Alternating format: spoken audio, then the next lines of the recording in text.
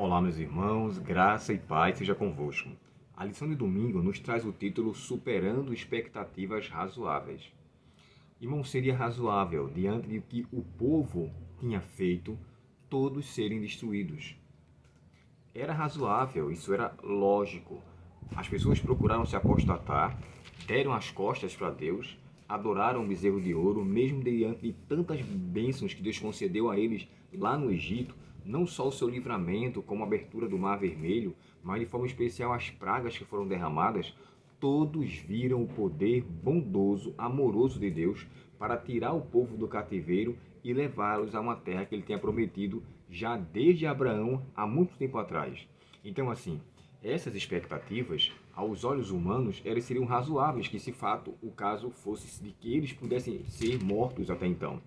Porém, esse texto aqui de Êxodo capítulo 33, especialmente o verso 19, né, que parece um texto espinhoso, onde alguns fazem uso dele para basear-se na predestinação para a salvação, ou seja, Deus escolhe uns para salvar-se e outros para se perder, como se Deus estivesse fazendo escolhas para pessoas e pessoas. Irmãos, Deus ama a todos indistintamente, só que Deus escolheu amá-los mesmo sabendo do risco de ser rejeitado. Agora, ao rejeitar esse amor, cada um incorre em suas consequências, não que Deus tenha escolhido para aquele fim. E esse verso 19, quando chega a dizer assim, ó, eu terei misericórdia de quem tiver misericórdia. Eu me compadecerei ou terei compaixão de quem eu me compadecer. Aí não está dizendo, eu vou escolher a quem eu vou ter compaixão. Eu vou escolher a quem eu for ter misericórdia. Deus estendeu a sua misericórdia para todos. Olha o que é que diz o texto de Lamentações 3:22. As misericórdias do Senhor são a causa de não sermos consumidos, porque suas misericórdias não têm fim. Novas são a cada manhã, grande é a tua fidelidade. Deus se renova a sua misericórdia, o seu amor, a sua justiça, a sua santidade. Jamais Deus iria escolher alguns para predestiná-lo à perdição. Olha o que acontece com Faraó quando é dito assim, e Deus endureceu o coração de Faraó. Se você for se atentar, essa expressão Deus endureceu o coração de Faraó, isso se encontra lá em Êxodo 4, verso 21, quando Deus dá a Moisés uma, como é que eu posso dizer assim, uma profecia, posso dizer, né? Ele predisse o que iria acontecer. Mas o termo que é usado para eu endurecerei não deve ser visto como responsabilidade da parte de Deus pelo endurecimento. O texto, às vezes, irmãos, endossa ou faz com que nós vejamos Deus responsável por aquilo que ele permite. E essa era uma percepção dentro do povo de Israel. Lamentavelmente, alguns pegaram essa expressão e levaram para um outro contexto, crendo que era Deus o responsável da escolha errada daquela pessoa. Em sua soberania e onisciência, Deus sabe de todas as coisas, mas ele não os determina. Deus muda de opinião quando o coração do ser humano muda também. Olha o que aconteceu com Nínive. Olha o que aconteceu com Ezequias. Nínive ia ser destruída, mas Deus então chegou para Jonas e pede para que ele avise e é retraído, ou seja, retirado o juízo do Nínive. Eles depois são punidos, mas não aquele povo que ouviu a pregação de Jonas. Olha o que aconteceu com Ezequias, que ele iria morrer e ele faz uma oração e Deus muda a situação a ponto de revertê-lo. Então, assim, devemos entender que Deus, em sua soberania, ele conhece todas as coisas, mas ele não predetermina a quem ele vai salvá-lo ou não. Ele dá a todos nós a escolha. Só para a gente ter uma ideia, quando eu falei para vocês sobre Faraó e a partir da questão do endurecimento, se você fosse atentar às 5 primeiras pragas, incluindo o sinal que Deus faz ali com Moisés da serpente, né? A vara que se transforma em serpente, ali fala assim, e o coração de Faraó se endureceu. Eu separei aqui os textos, Êxodo capítulo 7 e o verso 13. Se você for se atentar a cada praga, você vai encontrar a expressão, e Faraó endureceu o seu coração. E Faraó endureceu o seu coração. Ele, na sexta praga, que você encontra a expressão, e Deus endureceu o coração de Faraó. O que é que isso quer dizer?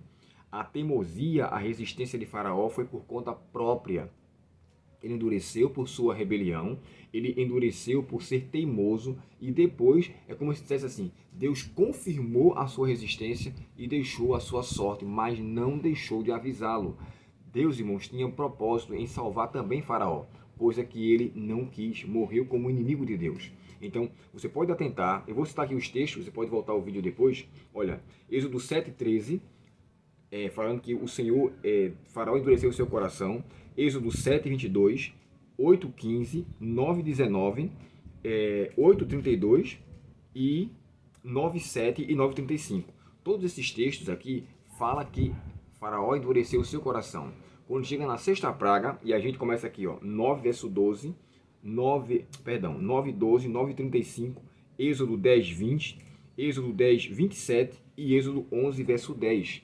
Nesses textos você encontra e o Senhor endureceu. Mas lembre-se, é feito o termo dito para Saul. E veio um espírito mau da parte do Senhor. A expressão da parte do Senhor não quer dizer que ele enviaria um espírito mau, mas ele permitiu com que a condição de Saul levasse àquela situação. Ele escolheu aquela condição de vida, Saul. Logo, ele chegou àquele ponto áureo, ou seja, o ponto máximo em sua rebelião.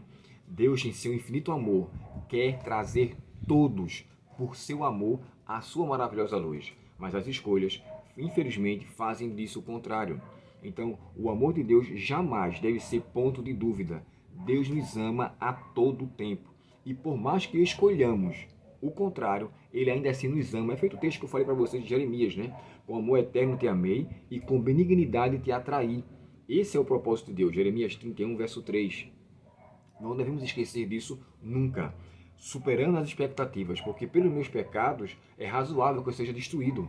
Mas Deus, em seu amor, me traz de volta. Olhe para Manassés, um rei tão ímpio que reinou mais de 50 anos. E em sua maldade, Deus ainda contou com a sua pessoa para com que ele fosse resgatado. Sofreu, mas ele se arrependeu, mudou de opinião e se voltou para Deus.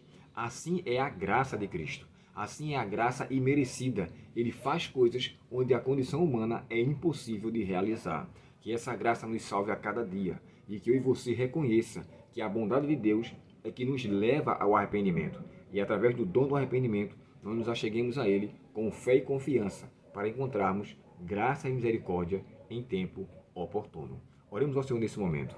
Querido Pai Celestial, obrigado pelo Teu amor ser tão destrinchado em Tua palavra. E nos ajuda, querido Pai, a nunca duvidarmos deste amor. Por mais que haja sofrimentos, angústias e dificuldades, o Teu amor está acima de qualquer coisa. Entregamos nossas vidas em Tuas mãos, suplicando o Teu perdão, a Tua intervenção e nos auxilia a sermos melhores servos Teus. Em nome de Jesus. Amém. Deus muito te abençoe, um ótimo dia na presença do nosso Pai Celestial e até o próximo estudo, se Deus quiser. Até logo.